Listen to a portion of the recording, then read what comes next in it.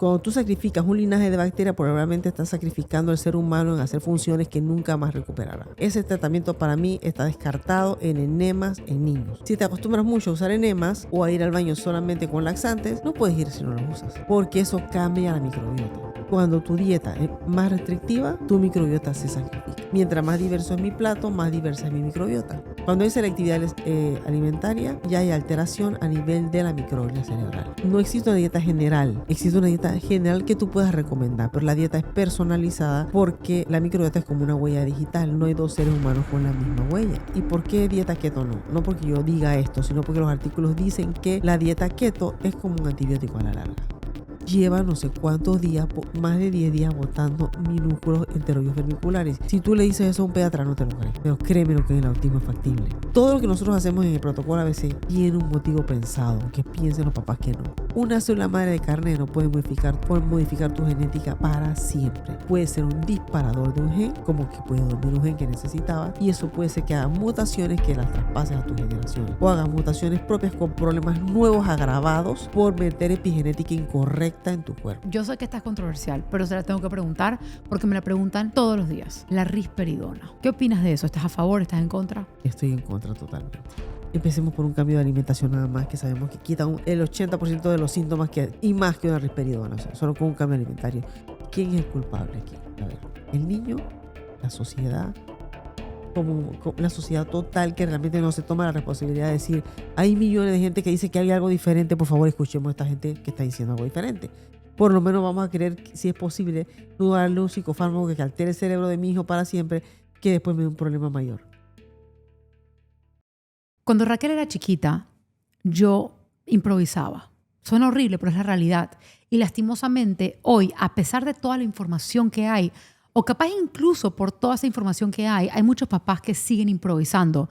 Ves a un doctor que ofrece algo, luego ves a un papá que te muestra una vitamina, luego una mamá te da un testimonio, luego lees algo en una revista y al final nuestros hijos se convierten en conejillos de India. Ahora, hace 17 años atrás a mí no me quedaba mucho de otra. No había ni Instagram, no había podcast, no había estudios, no había información. Pero hoy por hoy ya no es el caso. Tenemos a los mejores doctores del mundo, tenemos mucha información. La cuestión es organizar esa información, educarnos para tomar las mejores decisiones. Ya hoy no hay que improvisar más, pero sí nos tenemos que dedicar a entender lo que debemos hacer con nuestros hijos. Y hoy tengo una eminencia enfrente mío, ustedes conocen mis favoritos, y tenerla aquí por una hora completa hablándonos de qué tratamientos capaz ella no recomendaría y por qué. Y qué mejor hacer que lo que a veces pensamos que está bien, la doctora Dolly de León. ¡Bienvenida! Hola, ¿qué tal? Gusto de estar en esta tarde con ustedes, hablando sobre temas un poco así escabrosos, sobre qué tratamientos no usar y qué recomendar. A ver, voy a esperar ahí que Miriam me lance un par de preguntas. ¿Cuántos papás no te hemos llegado con locura? Y que, yo necesito hacer esto con mi hijo y tú quedas y que ¡no! O sea, ¿te ha pasado mucho? Me ha pasado mucho, sobre todo en la desesperación, y no culpo a los padres, en la desesperación de ver tu hijo mejor. Tú lees algo, normalmente todo el mundo va a internet y ahora que está la inteligencia artificial es peor, porque ponen el examen de laboratorio. En el ChatGPT, yo lo he hecho. Y después te sacan conclusiones y creen todo lo que dice allí. Y la guía hay que irla guiando. Claro. Y si no la sabes guiar, puedes equivocarte y llevar a tu hijo a un tratamiento que no es el correcto o un diagnóstico que te esté asustando y realmente tu hijo no esté así. Pero como todos sabemos, todos tenemos que basarlo en pruebas. Pero no es solamente hacer pruebas por hacer pruebas. Porque si yo hago pruebas y no sé qué hacer con ellas, como el paciente de esta mañana me explicaba, que tenía un expediente como así, de hacer pruebas y en los mejores lugares, si hago esas pruebas pero no sé qué hacer con ellas, Totalmente. O en qué orden hacerlas o cómo interpretarlas, no me sirve de nada. Entonces, eso es muy importante. Es importante hacer pruebas, pero qué hacer con ellas es también algo fundamental. Pero también, qué no hacer. Y ahí que Miriam nos diga, a ver. ¿Qué? ¿Sabes qué pasa? En parte, anteriormente no había muchas pruebas o doctores que entendieran qué pruebas mandar hacia la mejoría de una persona autista. Hoy por hoy, 9 de 10 doctores dicen, no, eso es propio de la condición. Entonces, hay pocos profesionales como tú que dicen, ven acá, yo sé a dónde buscar, yo entiendo esos síntomas. Entonces, ¿qué hacemos nosotros los papás? Pues nos desesperamos. Y ¿sabes lo que es? La desesperación más el amor es igual a improvisación. Y lastimosamente, el que se lleva el pato es el hijo. Este podcast está diseñado para ti, mamá, papá, que todavía estás buscando la información, pero la información correcta. Hoy por hoy, ¿qué es lo mejor que hay que hacer? Medicina de precisión, ya la doctora dijo, estudiar, entender lo que uno está viendo y resolver. Pero, ¿qué es lo que está pasando? Que, por ejemplo, a mí me llama mucho la atención, y he conocido muchos padres que han usado el MMS, que es el clorito de sodio, cloro básicamente, y me lo han ofrecido a mí 1000 y una vez. Porque hay muy buenos testimonios, doctora. Mi intuición siempre me ha dicho que ni loca. O sea, yo llegué a conocer un niño que olía a piscina, que llevaba tomando cloro más de 8 años, desde su perspectiva médica. ¿Por qué hay personas que dicen que el MMS les ha cambiado la vida y lo recomienda o no lo recomienda? Bueno, como todo, es un tema bastante así escabroso, pero el dióxido de Clorox como tal se considera una sustancia química que no es inocua, definitivamente. No es inocua porque, en primer lugar, el dióxido de cloro produce oxidación. Puede oxidar proteínas celulares, puede oxidar el mismo material genómico que está dentro del núcleo de la célula. ¿Qué significa oxidación? Oxidación significa que quema, porque cuando algo se oxida es porque está quemando. El estrés oxidativo, todo el mundo ha escuchado eso. Tomar antioxidantes, todo el mundo lo ha escuchado. Bueno, el fuego del cuerpo es el estar oxidado y el antioxidante es el que te combate esto. Entonces, el dióxido de cloro es oxidativo. Y si entendemos un poco la patología del trastorno del espectro autista, vemos que una de las características fundamentales en ellos es que viven oxidados. Aunque esos son tratamientos oxidativos, tenemos que saber que ellos viven estresados, ellos viven inflamados. Ya. Entonces, esto por un lado. Por otro lado, el dióxido de cloro como tal, si no se da en forma adecuada, dentro de lo que recomienda la gente que usa este tipo de medicina, puede ocasionar hemólisis. Entonces, ¿qué es hemólisis? Hemólisis es destrucción del glóbulo rojo. El glóbulo rojo se destruye, entonces puedes tener sangrados intraarteriales, puedes empezar a orinar sangre o a vomitar sangre ya cuando es grave la contaminación con el dióxido de cloro. Hay gente que se ha muerto. Hay personas reportadas muertas por el uso de MMS. Claro, sobre todo cuando el MMS que están usando no le están usando una dilución correcta, porque nosotros todos toleramos tomar el Clorox.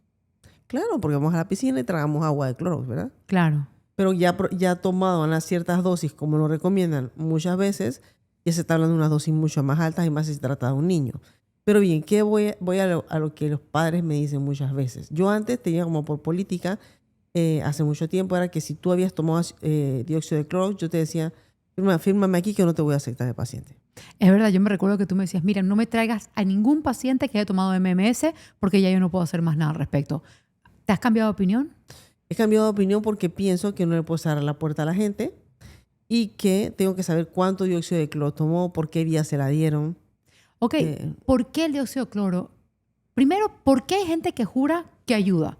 ¿Y qué es lo que realmente está haciendo? Bien, en el caso del trastorno del espectro autista, porque no puedo hablar de las otras patologías, que esto es lo que estamos hablando hoy, normalmente los protocolos que usan o la gente que usa o recomienda dióxido de cloro se empiezan por una dieta.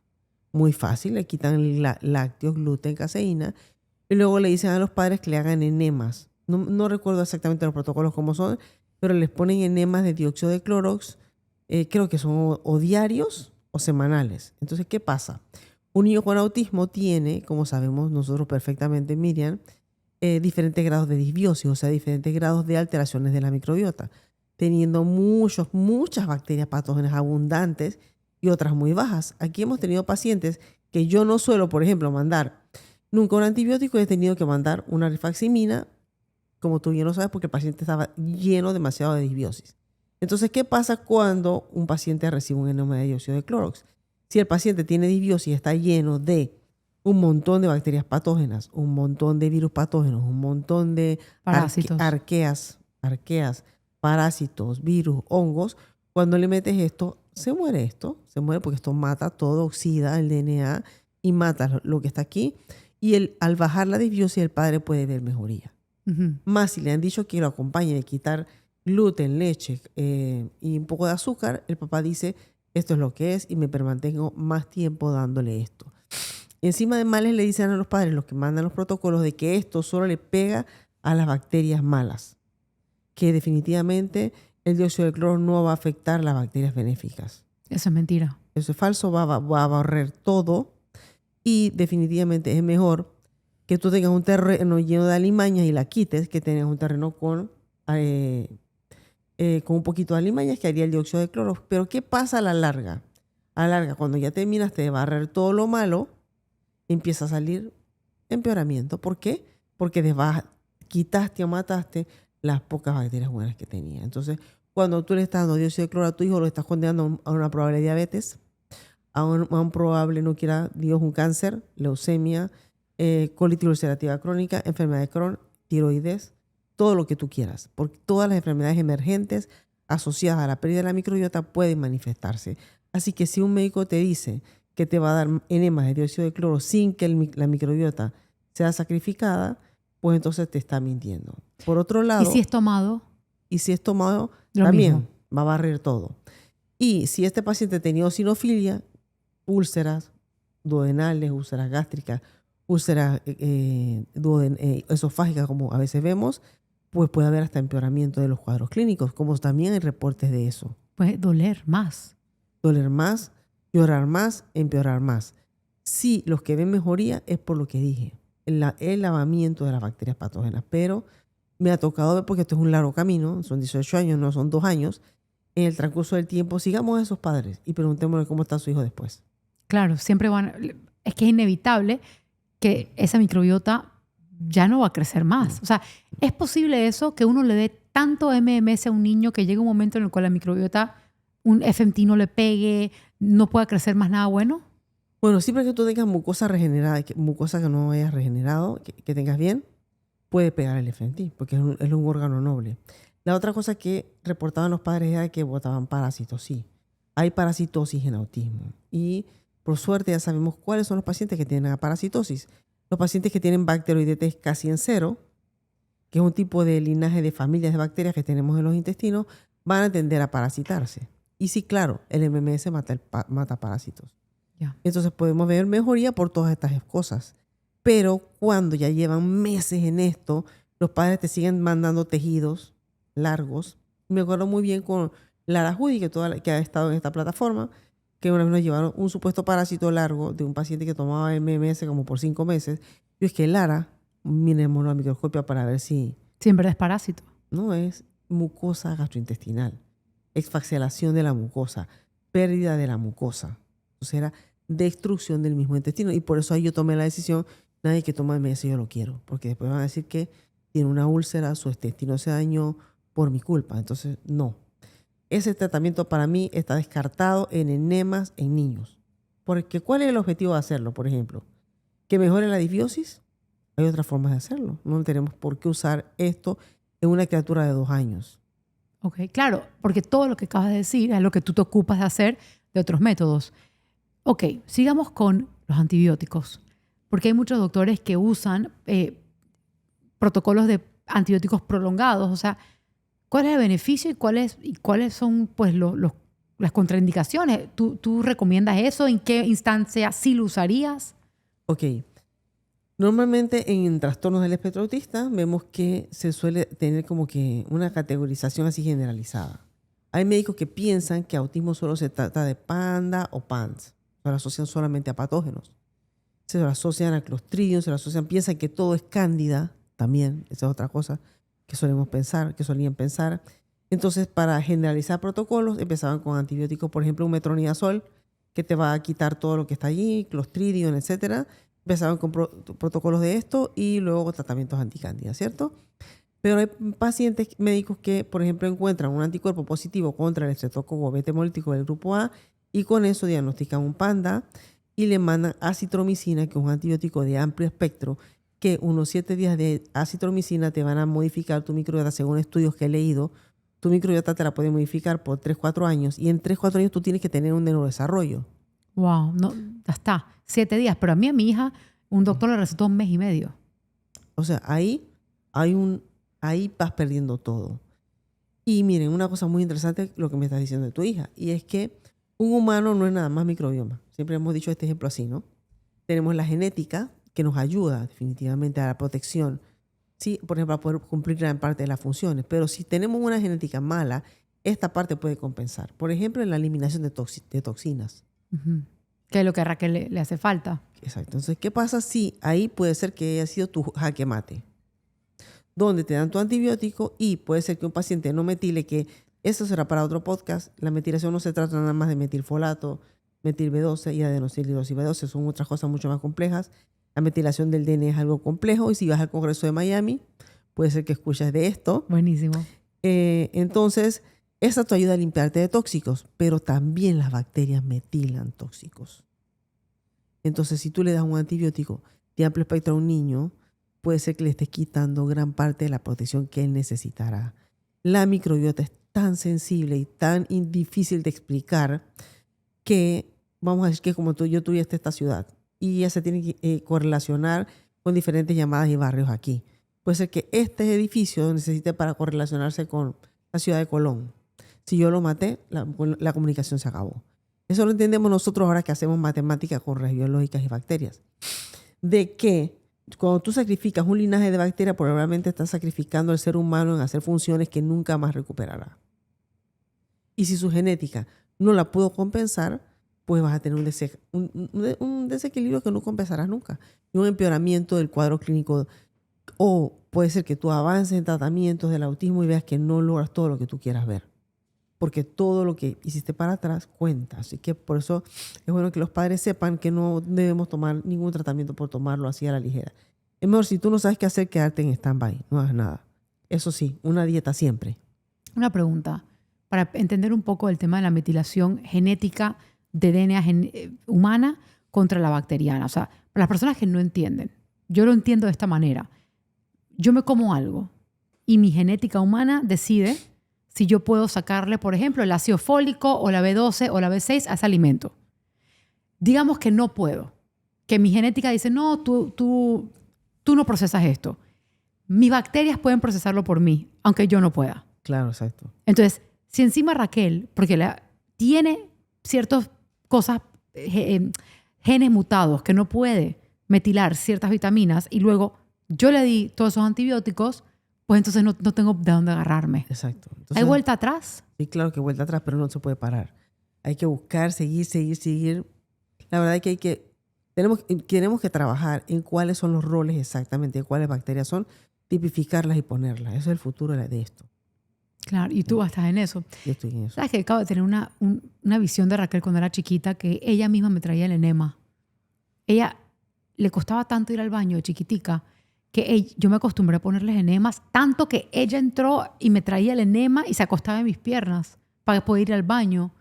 ¿Qué pasa con los enemas, por ejemplo? Por ejemplo, hoy una paciente me dice que un médico le contestó que mi hijo no puede ir al baño hace como 7 días. El médico le contesta, un médico de un lugar serio, de un país serio, del primer mundo, le contesta, pero si eso es propio del autismo, o sea, usa lo que sea, laxante, lo que sea. Miralax. Miralax, enema y todo. ¿Qué pasa si tú hasta a los adultos nos pasa esto? Si te acostumbras mucho a usar enemas, o sea, te acostumbras mucho a hacer supositorios de glicerina o a ir al baño solamente con laxantes, no puedes ir si no los usas. ¿Sí o no? Porque eso cambia la microbiota. La cambia. ¿Cómo un enema puede cambiar la microbiota? Porque son hipertónicos y te mata un montón de bacterias.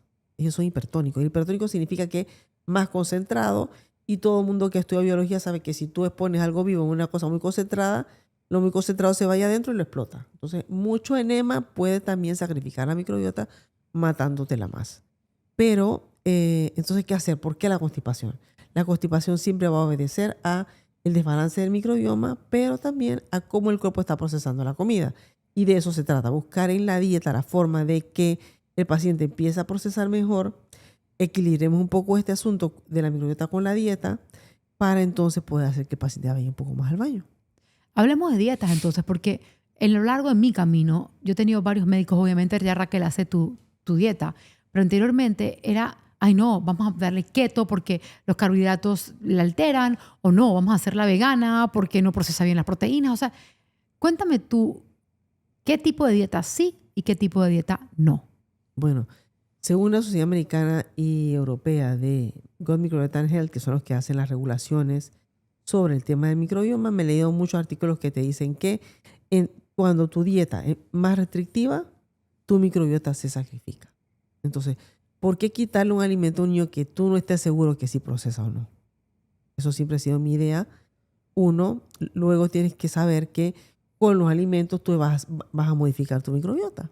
Mientras más variado sea el alimento. Otra política de esta federación también es, mientras más diverso es mi plato, más diversa es mi microbiota. Si tu hijo es selectivo, bueno, que eso tenemos mucho para hablar, porque ya nuestros datos nos han dicho que la selectividad alimentaria está expresando edema cerebral, en nuestro último artículo que estamos por sacar. Ya cuando hay Eso es inflamación. Inflamación. Cuando ya hay cerebral. Cerebral. Cuando hay inflamación, cuando hay selectividad alimentaria, ya hay alteración a nivel de la microglia cerebral.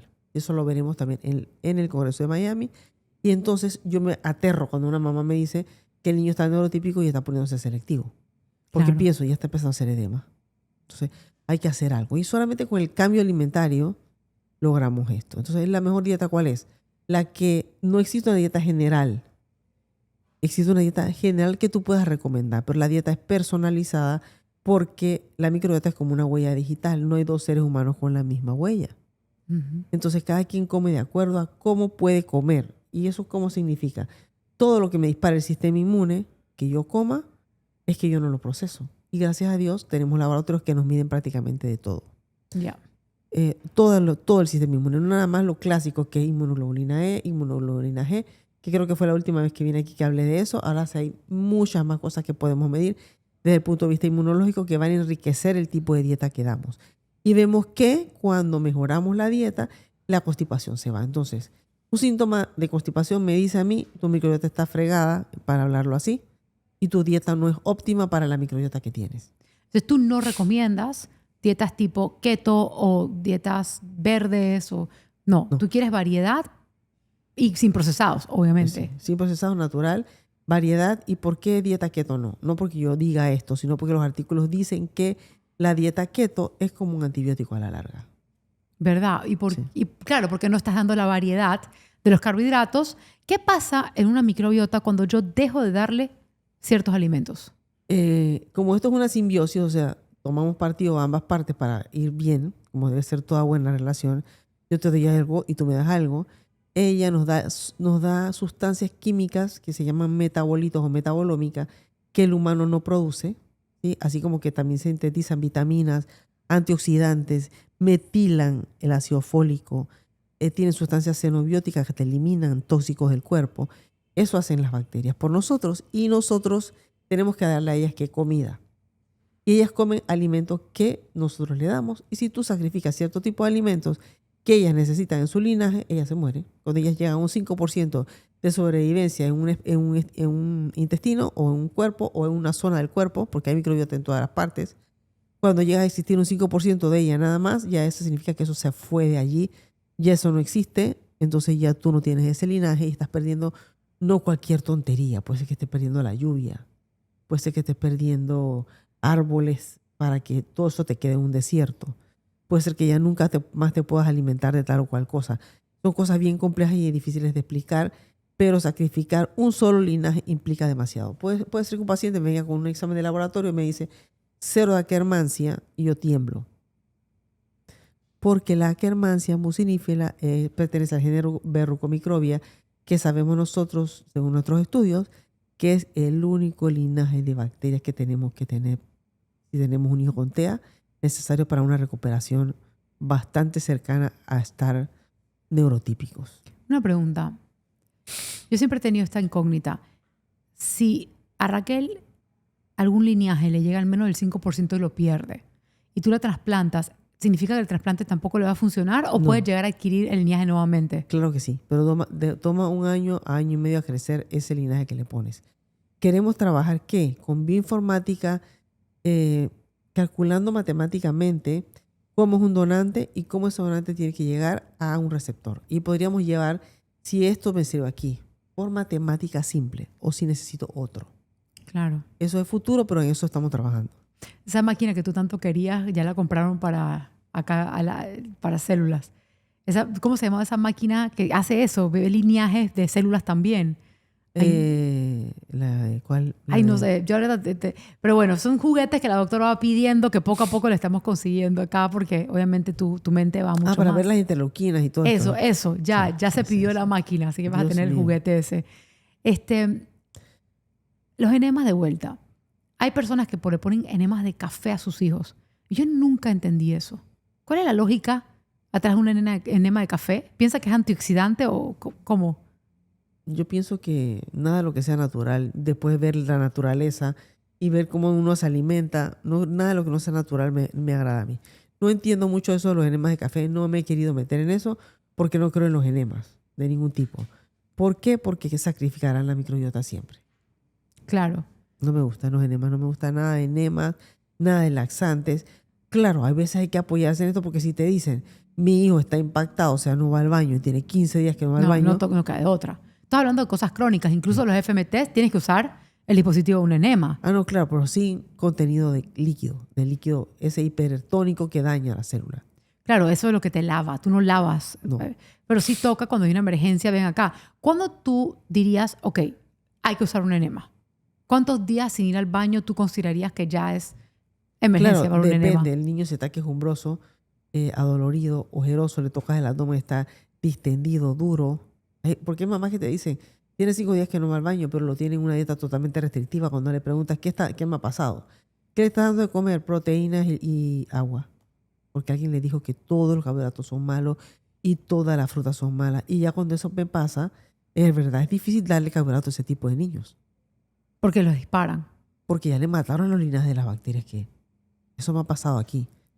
Que he tenido que tolerarme ese tipo de alimentación hasta ir probablemente modulando poquito a poquito la microbiota para poder introducir el carbohidrato. ¿Y qué pasa con un niño que está en keto 1 año, le modificaron la microbiota, ya no tienen los linajes de los carbohidratos y le dan carbohidratos?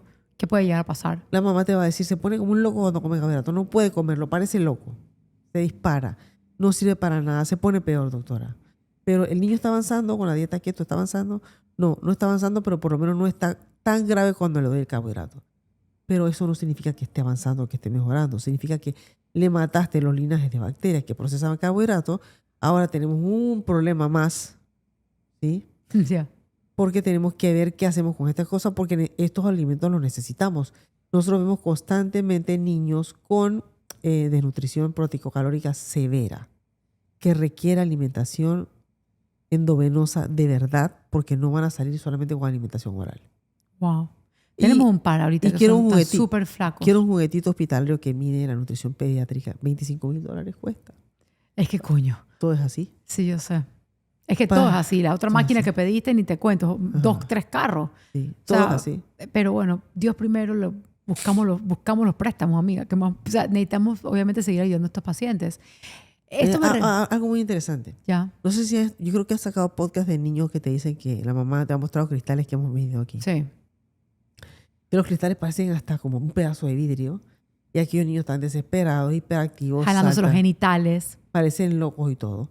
Normalmente antes, cuando empezábamos esto, siempre te enseñaban que esto se trataba solo de oxalatos.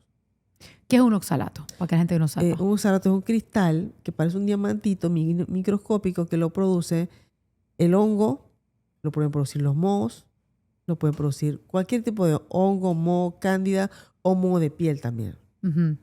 Y esos oxalatos que los producen cuando tienes demasiado hongo los orinas, ¿sí? También el oxalato puede venir de fuentes de alimentos. Busquen la lista de alimentos altos en oxalato. Almendras, que muchos de estos niños chocolate, espinacas, ¿sí? Etcétera. Pero el oxalato no es el único causante de esto, es lo que nosotros hemos encontrado. Con nuestro microbiólogo encontramos que él hace un procesamiento especial a la orina y encontramos estos cristales inmensos de fosfatos. ¿Qué es un fosfato? Es un mineral. Entonces Okay. yo me quedaba pensando, ¿fosfato de dónde? Claro, si todos pierden masa ósea. ¿No ves que comúnmente tú ves unos niños con unos huesitos así súper delgaditos? Es verdad. Que no ves que no tienen ni músculo. Cuando tú ves esto y ves que el niño se toca los genitales, busca fosfatos. Y entonces se me ocurre, aquí va un regalo para ustedes. Si tu hijo tiene fosfato en orina, dale vitamina D3. Lo vimos en el microscopio. Yo le dije, Nael, vamos a darle vitamina D3. Pues pensando que era la pérdida ósea. Cuando se la di y después lo medí nuevamente en el microscopio, ahora era arenilla. A la siguiente semana ya no estaba. Wow, o sea que la vitamina D3, ¿cómo interactúa con el fosfato para que se muera? Se intercambian en el hueso. Wow, qué interesante. Esto es una locura, pero esto es... Muchos papás me vieron ese clip de ese podcast y me preguntaron cómo yo, una persona mortal, común y corriente, voy a un laboratorio a medir esto. Es muy difícil que te miden los cristales porque normalmente te los repartan como normales. te lo reporta como normal. ¿Por qué? Si no son normales. Porque es así, pero como nosotros buscamos siempre la cosa, yo decía, nadie, búscame. Y él me mostró cómo se hacían las estalactitas, o sea, se iban haciendo la cosa y se iban formando en cristal. Yo quedé matada. ¿Y esto de qué es? Cuando encontramos que era fosfato, quedé matada. Y el tamaño del cristal me puso a llorar. Entonces nadie puede ir a hacer un urinanálisis y ver esto. Puede ser que te consigas un analista que tú le digas, por favor, centrifúgame la orina y ponga atención en cristales que te parecen que la universidad te los enseñaron como normales, pero trata de buscar cuántos hay por campo. Por ejemplo, también con Lara, antes buscábamos el de oxalato. Lo veíamos demasiado en los diabéticos, porque el diabético está lleno de cándidas. Lo medíamos en el microscopio, yo sí los podía ver en vivo, en directo, y montones. En el autismo también hay montones, pero a veces en el autismo no hay nada más oxalato, sino tenemos ahora el descubrimiento de los fosfatos. Ahora, si yo lo pienso, en un cuerpo neurotípico normal, es normal tener algo de parásitos, es normal tener algo de cándida, pero nuestros hijos, eso es sobrecrecimiento de estas cosas que causan el problema. O sea, yo puedo entender cómo en la medicina tradicional pueden ver que algunos de estos cristales en la orina, poquito, pues puede ser normal, pero en nuestros hijos es un montón más, ¿cierto? Cierto. Y cuando los quitas ves cambios conductuales muy importantes. Y claro, si ya no me pica, ya no me arde. Por ejemplo, estas semanas pasadas, una cosa que sí me asombró, que no me has preguntado de los parásitos. Sí preguntaban por el MMS y parásitos. Claro, cuando los parásitos bajan y el paciente tuvo bacterias de test muy bajos, que son las bacterias que te protegen del parásito, de que no se te crezcan, le crecen masivamente parásitos a estos niños y de verdad que las conductas son, no hay paz. No hay paz. No hay paz. Le empecé a dar solamente unos 3 días al niño. De desparasitante. Lo metimos en la cámara. Tuvimos que sacarlo de la cámara hiperbárica porque botaba parásitos de aquella manera que nos dio miedo que contamináramos los siguientes pacientes que entraran a la cámara. Lleva no sé cuántos días, más de 10 días botando minúsculos enterollos vermiculares. Si tú le dices eso a un pediatra, no te lo cree. Pero créeme lo que en el autismo es factible. Yo he visto eso, yo he visto a mi hija. Entonces uno tiene que esperar a que salga toda esta locura para poder seguir avanzando. O sea, todo tiene etapas, pero todas estas cosas exageradas que tú no has visto, puedes esperarlas en el autismo. Y ni te digo lo que estamos viendo ahora a nivel cerebral. Eso creo que podemos hacer después otro podcast de eso. ¿Qué me cuentas de la desparasitación? Y ¿A favor, en contra? Yo estoy a favor de la desparasitación. Si tenemos la corroboración de que hay bacterias de test bajo, microbiota baja, se van a tender a colonizar. Y encima, muchas veces las mamás le dan como un calmante para la boquita, que lo tira al piso, que lo recoge y se lo mete en la boquita. Como si fuera algo para chupar. Ajá. Y están todo el día tomando algo. O lameando las cosas. Y estos que hacen esta cosa, que se lamean la ropa así, o chupan cosas, generalmente tienen muchos parásitos. También tenemos niños que empezaron con esto y empezaron a perder minerales, a perder cristales de fosfato, por ejemplo, o de oxalatos, o otros minerales que se miden en orina, y empiezan a querer comer en forma de pica las paredes, sobre todo las de origen de color blanco. Si tu hijo hace esto, por favor, corre a darle sal de mesa, por lo menos, pónsela por ahí como se la ponen a las vaquitas. Yo lo he dicho antes, que coma sal libremente, pero preocúpate porque hemos visto que estos pacientes se toxifican con metales a otros niveles. Es la tercera vez que veo pacientes con altos niveles de plomo, que pensamos que las paredes no tienen plomo, pero comía pared. Y el plomo, ahora mismo tenemos uno aquí así, que es un reto. Si un niño come paredes o chupa paredes, ¿deberían de comer sal? Claro, porque están perdiendo minerales. Es un síntoma clásico de pérdida de minerales. Pica por minerales. Y el que come arena, que hoy me tocó uno así. Es generalmente hierro. Y otro tipo de minerales, zinc, otros minerales, pero exactamente el que come cosa blanca son minerales como sal. Hay muchos pacientes que a mí siempre me preguntan, miren, ¿cómo desparasito a mi hijo? Y yo sé, porque yo digo, bueno, muchos de los síntomas de parásitos, despertarse en la mitad de la noche, rechinar los dientes, reírse solo sin razón, comer mucho azúcar, ¿sabes? Despertarse de noche. O sea, ya ellos saben que su hijo tiene un montón de parásitos, incluso los han visto, pero van al pediatra y dicen, ay, no, eso no. Incluso en Estados Unidos, la famosa, este es un primer mundo, aquí no hay parásitos. Y son los que lastimosamente tengo para decirles los que más parásitos tienen. No porque se me ocurra, es porque lo veo en los laboratorios. A mí me gustaría poder desparasitar solamente viendo la prueba, pero realmente a veces no logramos que todos los laboratorios te capten la prueba. Por cierto, ahora sí tengo en fresco a nadie que me ayuda y buscamos parásitos. Pero digamos que tú tienes un papá que sabe, ya los vio. El niño los tiene. Hay que desparasitarlos con yo no voy a usar ninguna hierba, ni ninguna droga rara, ni ninguna cosa rara. Medicamento directamente. Sí, porque yo soy médico. Medicamento de acuerdo a la dosis pediátrica. Al autismo le doy un poquito más de días porque en verdad sí he visto que botan más de lo normal. Le hago más ciclos de lo normal, puede ser, pero lo hago con los medicamentos clásicos para no decir un medicamento porque si no todos salen a comprar. Claro, es que justamente te iba a preguntar si te sentías cómoda diciendo el nombre de alguno, pero con una dosis mínima. O sea, la gente no tiene idea. Es que no me gusta porque entonces salen a automedicarse. Entonces, Sí. la desparasitación da problemas también. Da síntomas que a veces hay que combatirlos. A veces yo he tenido que traer niños aquí para poderlos desparasitar y no desparasitarlos en su país. ¿Qué tipo de síntomas puede traer eso? Die off. Pero no solamente a veces son tantos los nódulos de parásitos que empieza con retorcijimiento, puede dar abdomen agudo. Dolor. Dolor pero severo que puede tener que usar a un cirujano pediatra, no lo sabes. Wow. Sí, porque es masivamente lo que hay, que hacen vólvulos intestinales y eso se tiene que quitar con cirugía. Y yo no sé, mejor me lo tengo aquí, lo manejo poquito a poquito, voy viendo cómo va, no le doy una dosis como tenga que darle, de plena de una vez, porque si me hace el torcimiento, yo como sé que hay un cirujano que lo va a ver allá para abrir el abdomen, para torcerle, son cosas que se complican. Wow. Y todo depende de la historia clínica. Claro, asumo. todo lo que nosotros hacemos en el protocolo a veces tiene un motivo pensado, aunque piensen los papás que no. Tiene un motivo pensado. Hasta la dosis, cómo lo vas elevando lentamente, por qué lo haces así, porque a veces usas poca dosis y no tanta dosis. Todo es por lo mismo. Y la otra cosa muy importante es que ustedes no se pueden meter en site de padres y de madres. Y ahí les dicen, yo le sembré necátero americano a mi hijo, ¿sí? Que es un parásito. Se lo sembré, y perdónenme los médicos que siembran necátero americano. ¿Cómo se llama?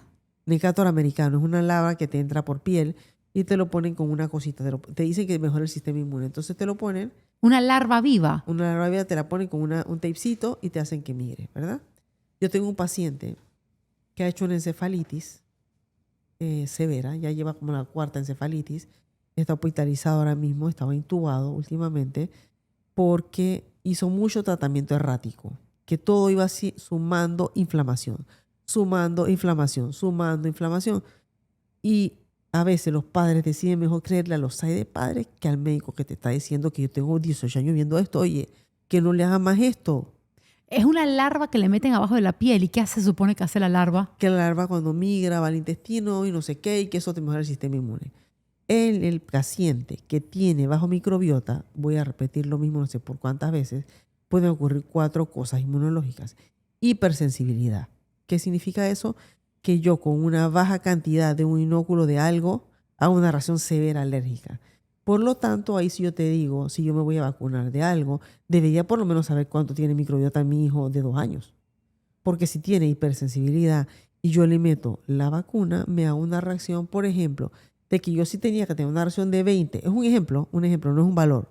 De 20 de inmunoglobulina G para rubiola, ponte, y el paciente me llega con 4.000 de reacción y el padre le pregunta al pediatra si tenía que tener 20 y tiene 4.000, ¿qué eso significa, doctor, esto? Y el pediatra le contesta, eso es que está bien inmunizado. No, está intoxicado. ¿Ah? Hizo una hiperreacción inmune tan salvaje que te tocaría medir si no hay inflamación cerebral. Te tocaría ver si ese niño se desconectó y el padre te lo dice, corroborar con marcadores que existen actualmente si el paciente no está haciendo una encefalitis. Pero entonces, si yo soy ese papá de un niño de 2 años, ¿qué tipo de estudio hago para ver si mi hijo puede tener una hiperreacción a eso?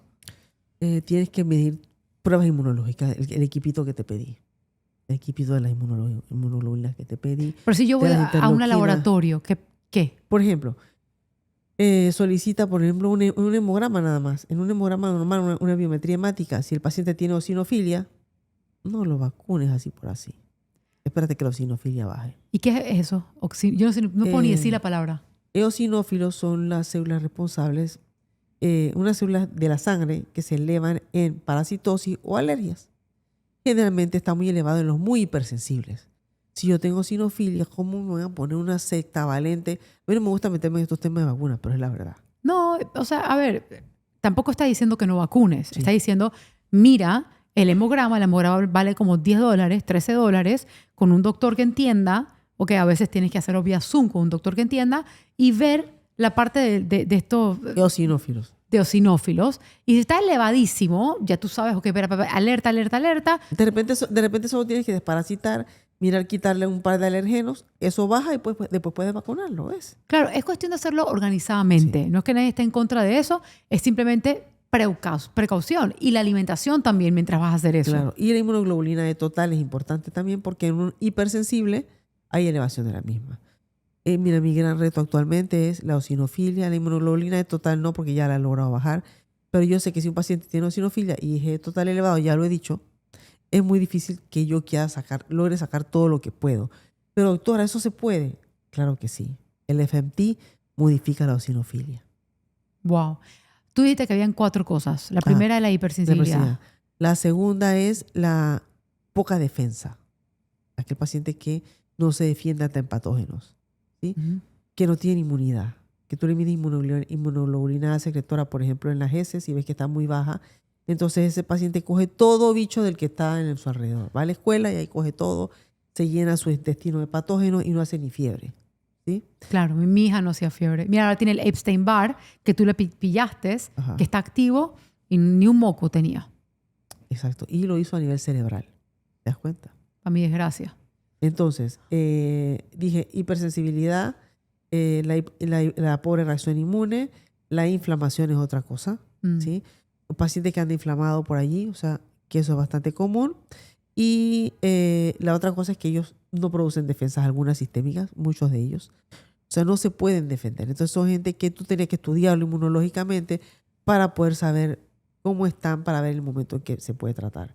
En cuanto al tema de las vacunas, que no sé ni por qué ha salido hoy, como yo siempre le digo a todos los padres, todo el mundo sabe, todo médico sabe que si estamos frente a un paciente con una autoinmunidad, la otra razón es la autoinmunidad, ante autoinmunidad o ante hiperreacción inmune, el paciente no puede ser vacunado igual, tiene esquemas especiales.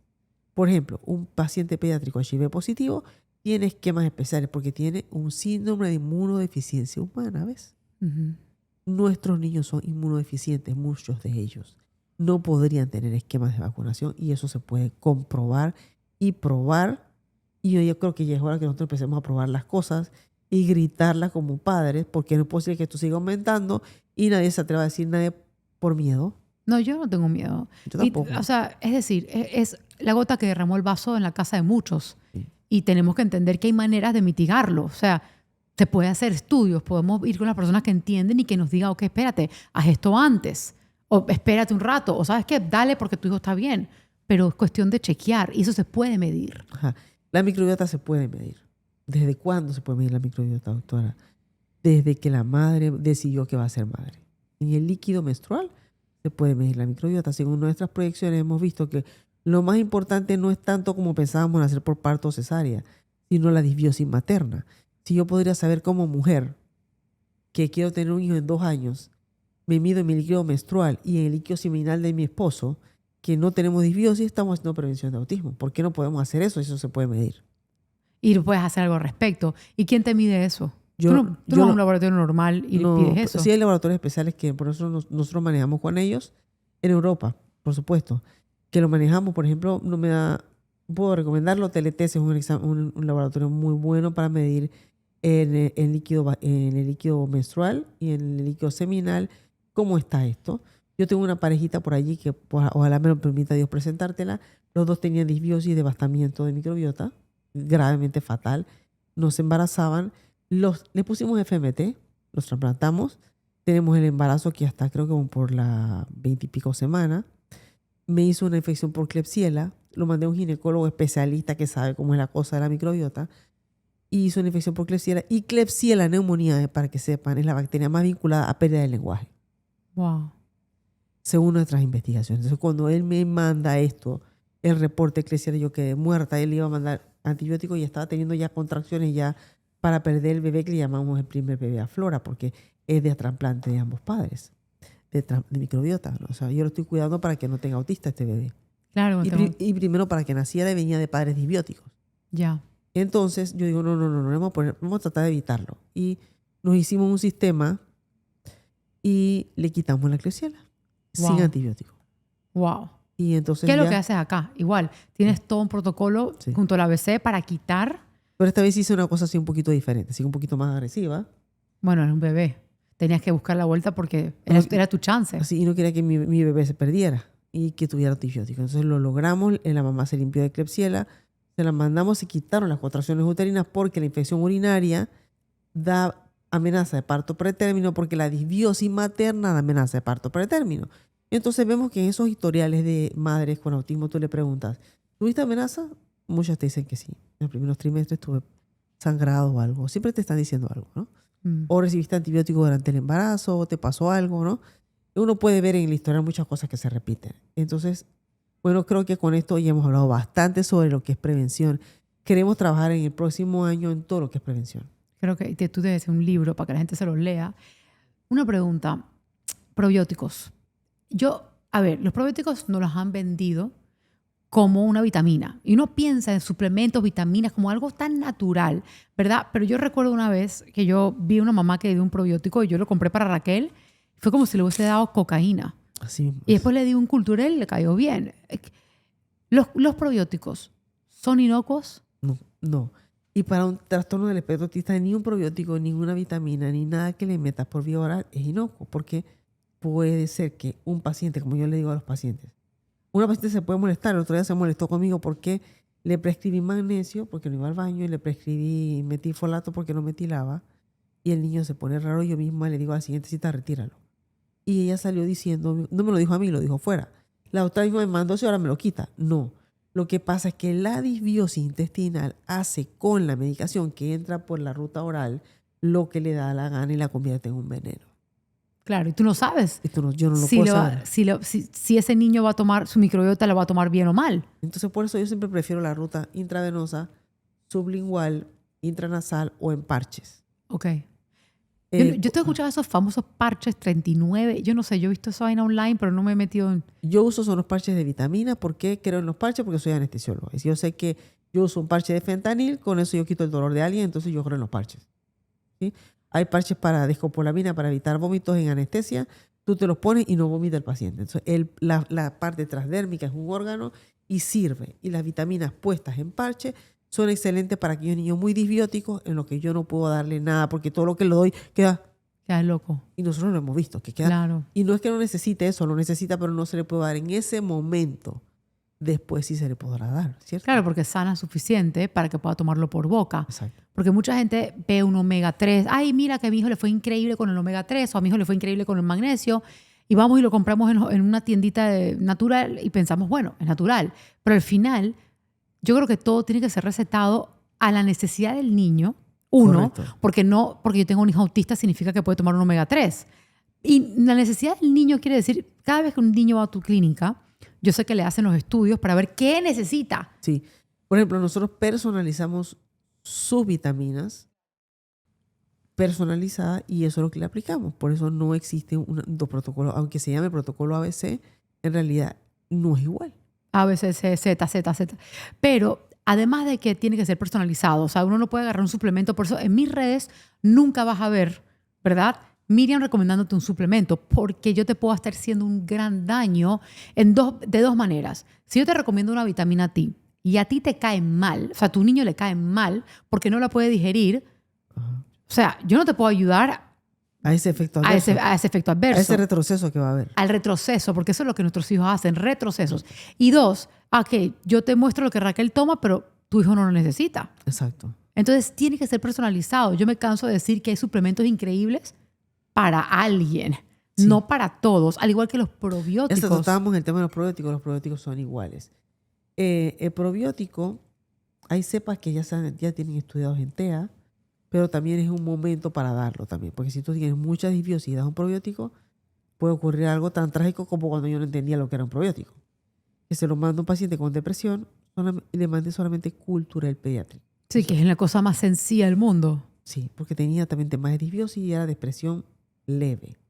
Ella me llama en la noche que quería terminar con su vida. Wow. Entonces, ¿qué dije yo?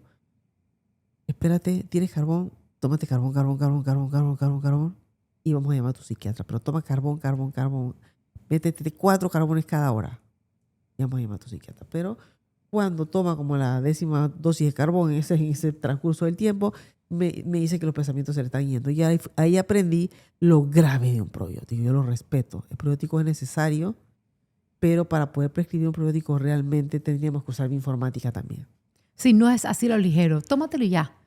O sea, yo recuerdo una mamá que vino acá, porque vamos a estar claros, aunque yo haga estos podcasts y tenga la eminencia cerca, que digo, siempre tu lista de espera es grande, una mamá que trajo un probiótico y me dijo el nombre, me dijo que había regulado el mood, el ánimo de su hijo y me juró por ese probiótico, es paciente tuyo. Entonces, bueno, si Dolly dijo que sí, a veces yo me hago la boba también, porque yo sé que no hay que improvisar, pero yo no sé ese día qué me dio y lo compré. Y tú recuerdas, Raquel, tirada en la cama llorando, deprimida, y era ese probiótico. Ese día se lo di, se deprimió. El día siguiente lo suspendí, ella estaba bien. Lo que pasa es que los probióticos producen neurotransmisores. Hay probióticos que, por ejemplo, sí, tú sabes que el paciente lo va a necesitar. Un neurotransmisor muy necesario para que la neurona empiece a migrar, y migración de aquí hacia acá significa el neurodesarrollo, sabemos es la dopamina. Hay pacientes que tienen 0 de dopamina. Hay probióticos que producen dopamina, cepas estudiadas. Yo puedo dar esa cepa y siempre empiezo con poquito. Vamos viendo y vamos viendo. Y el papá me reporta algo bueno, pero reporté primero que la dopamina estaba baja. Para eso quiero decir que esto es una ciencia muy profunda, para ellos poderlo decir tan simple así. En este paciente resultó porque su dopamina estaba baja, cuando se lo di, la dopamina subió un poquito y eso hace que puedan empezar a conectar porque el neurodesarrollo se da un poquito más. Entonces, los probióticos se tienen que personalizar y eso es también medicina del futuro, claro que va a ser así. ¿Qué opina? O sea, no es secreto de que yo siempre estoy hablando de MERT y hasta tú has hecho MERT. Sí. Pero ¿qué opinas de TMS solo? Bueno, no me gusta ni para mí ni para autismo porque eso es inespecífico. Además de que se ha probado como para depresión. Y yo, por ejemplo, si me quiero hacer, cuando me hice MERT era para mejorar mi... Optimización. Sí, exacto. Y descubrí muchas cosas que me dijo mi doctora Sol, mi doctora favorita, que me explicó por qué soy yo como soy. Ella me dijo algo muy lindo, y viéndome un electro, ¿verdad? Un mapeo cerebral donde ve tu electro, te lo leen, te explican qué es lo que tú tienes, cómo es tu onda cerebral y de acuerdo a eso te hacen una prescripción específica. Y en verdad que yo sí manejé muchas cosas después que yo me hice MERT. Por ejemplo, ella me enseñó a mí que si tú recibes mucha información, te bloqueas porque yo ando siempre así. Claro, tú no paras. Entonces, por eso yo cuando me vienen a la oficina, me vienen a decir 200 cosas a ver y le digo uno por uno porque mi doctora Sol dice que yo... El proceso mejor así. Y es cierto porque me trago que no entiendo nada.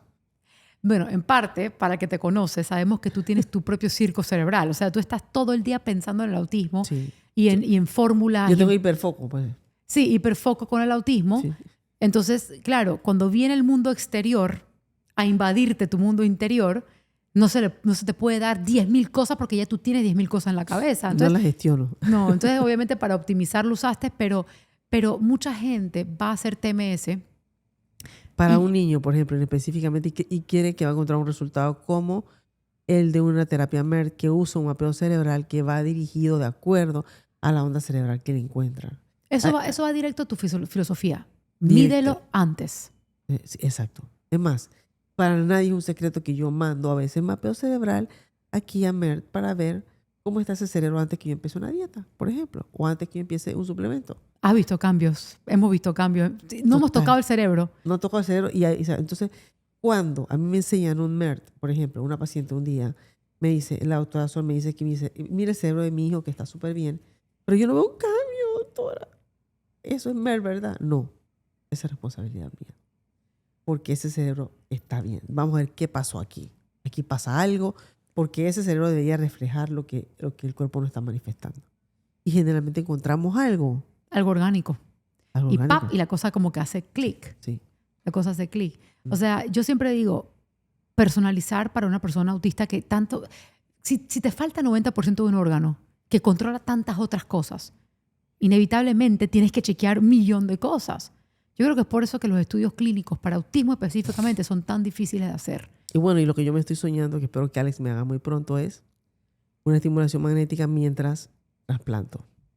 Yo creo ya eso se puede hacer. La parte de la columna vertebral se puede hacer. Yo la quiero para cuando estoy trasplantando. Creo que eso va a hacer que pegue más. Bueno, ya tú lo puedes tener. Aquí lo podemos tener. Mira, novedad y todo aquí. Novedad. Todo lo que la doctora sueña, todo lo que yo sueño se va armando de a poquito. Por último, yo sé que hemos hablado bastante, ¿verdad? Pero tenemos responsabilidad de hablar de esto y es porque les ha tocado de cerca a pacientes nuestros que no les ha ido nada bien. Las células madres de cordero.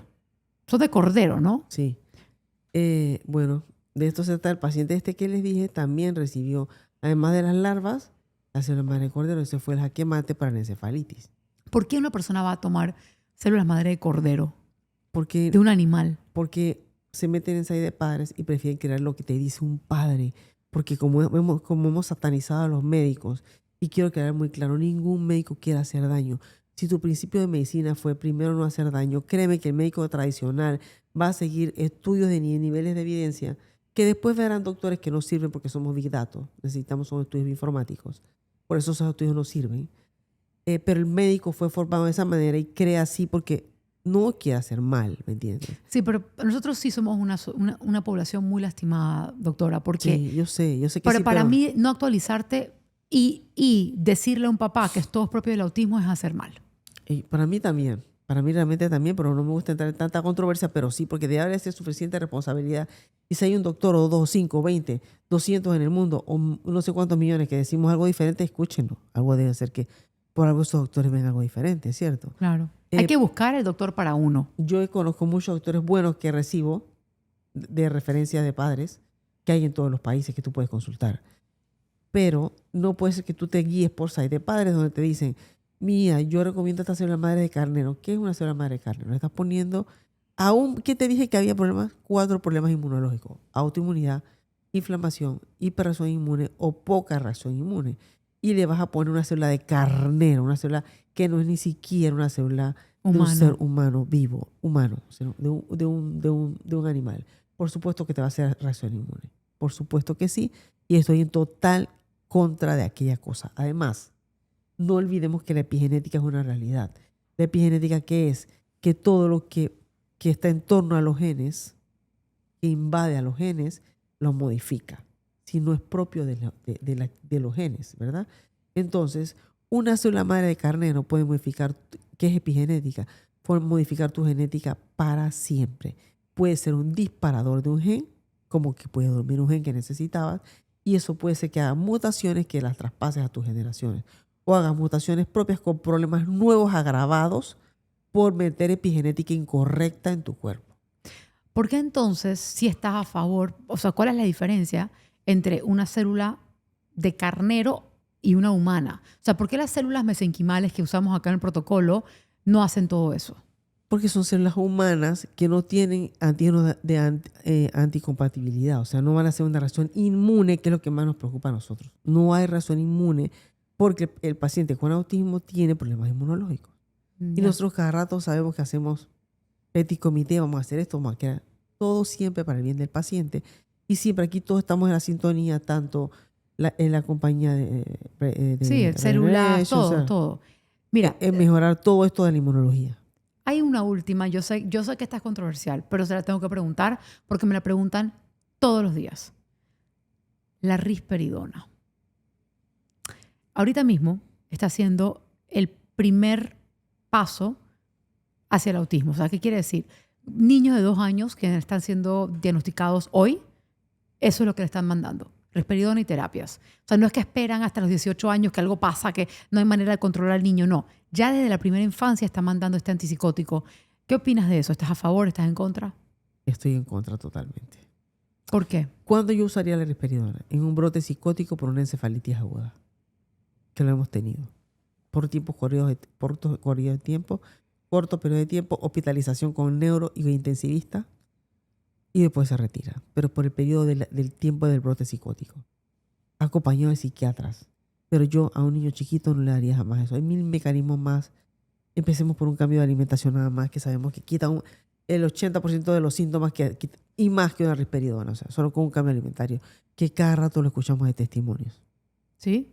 Sí, o sea, yo no quiero medicar a mi hijo, le cambié la alimentación y ahora está tranquilo. Sí, total. Pero da mucha lástima cuando hay muchos papás que ayer hice un mini live y pero Miriam, está mal la risperidona. Yo, Dios mío, ¿sabes cuántas personas están medicadas con esto? Especialmente la gente que viene de Estados Unidos y Europa.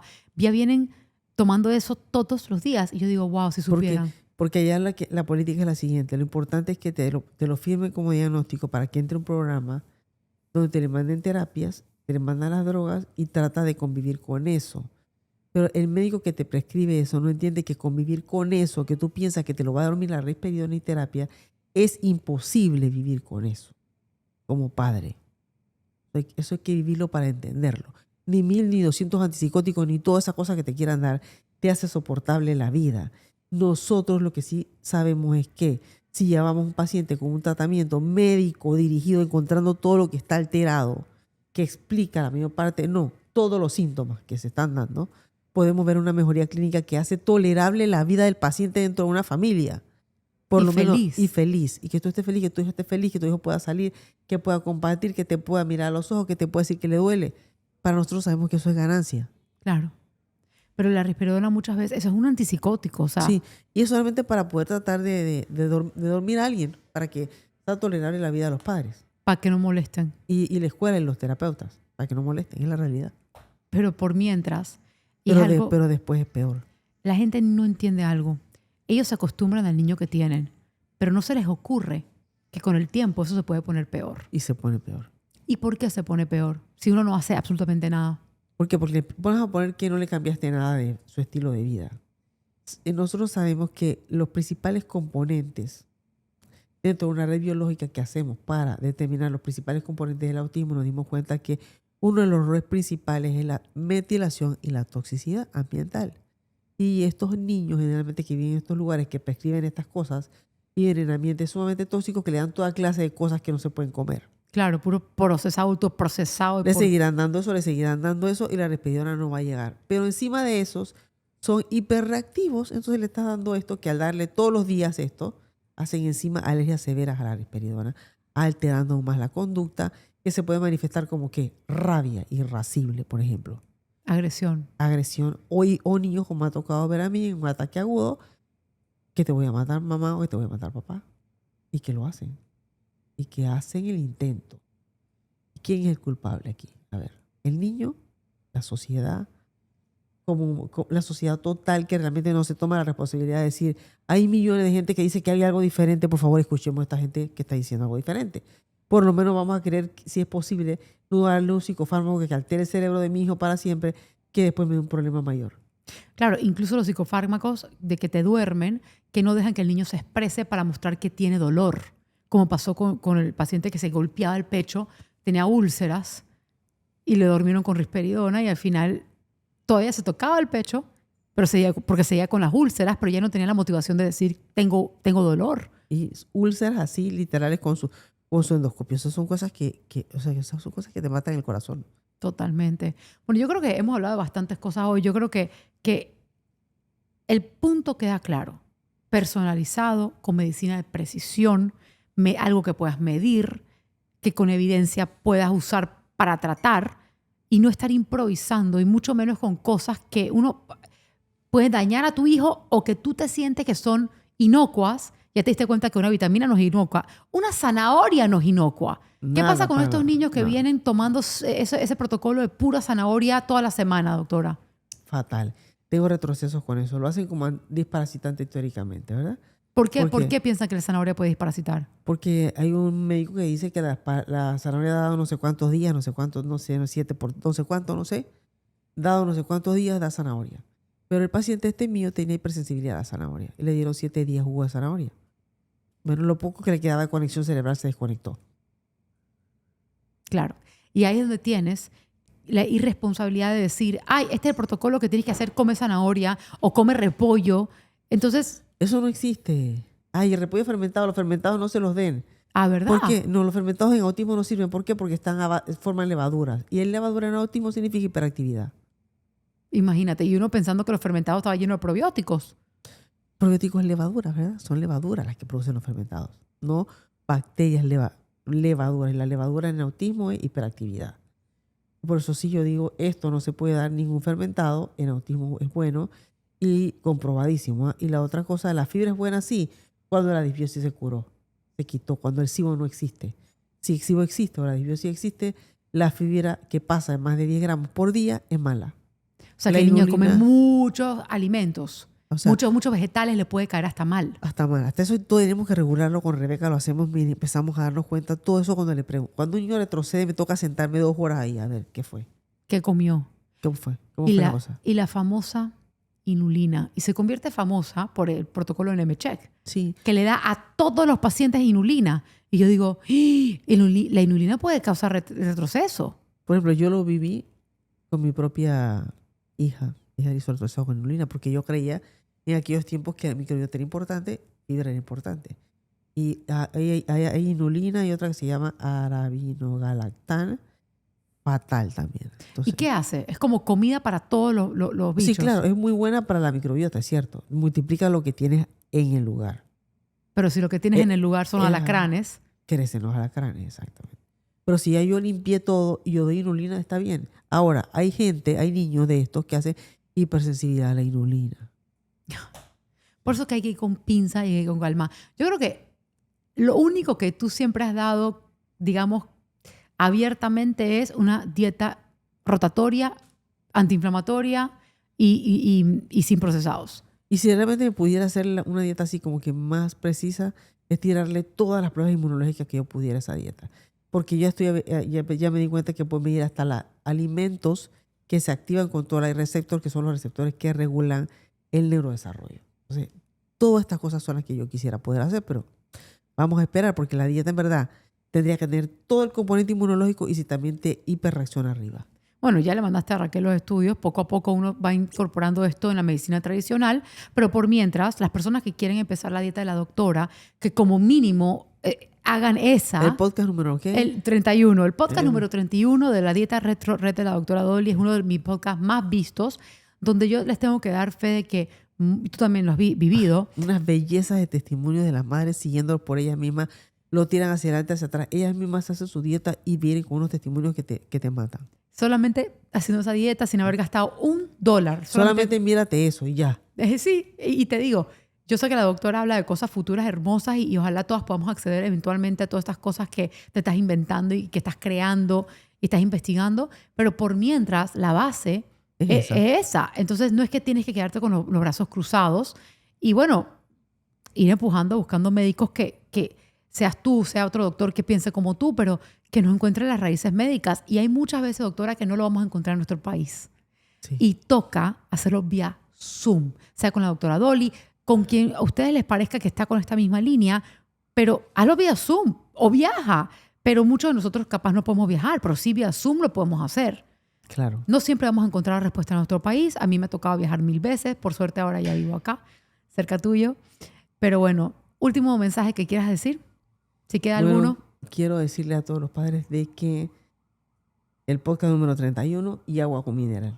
Agua con mineral. Agua mineralizada, el podcast número 31, porque casi todos pierden muchos minerales en orina.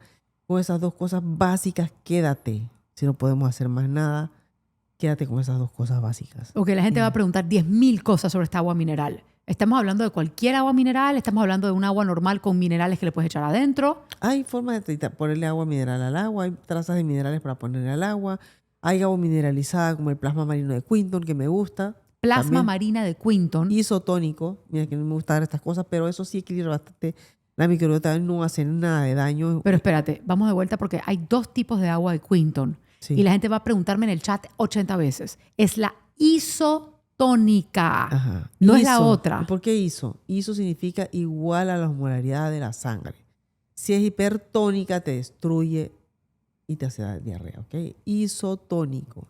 Ok, ¿y cuál es la dosis? Ya dala porque si mandaste la vaina, la gente va a estar en Amazon comprándolo. Por lo menos tómense una botellita en ayunas al niño, una por la mañana y una por la tarde. Eso y su dieta del podcast número 31. Un buen mensaje. No inventen dar nada porque un padre le dijo X o Y cosa, porque primero no hacer daño. Todas las cosas raras que le suenan a larvas, a animales y a cosas no explicables, no las usen. Es que tú te ríes, pero nosotros en nuestra desesperación buscamos lo que hay alrededor y yo no quiero que la gente improvise más. Me encanta tu mensaje, creo que estamos súper claros y nada, amo tenerte acá. Gracias por tu tiempo. Gracias por invitarme. Tú siempre estás invitada, siempre, pero yo sé que no siempre tienes tiempo, así que Thank you, de verdad. Esto va a ayudar a Gracias. mucha gente.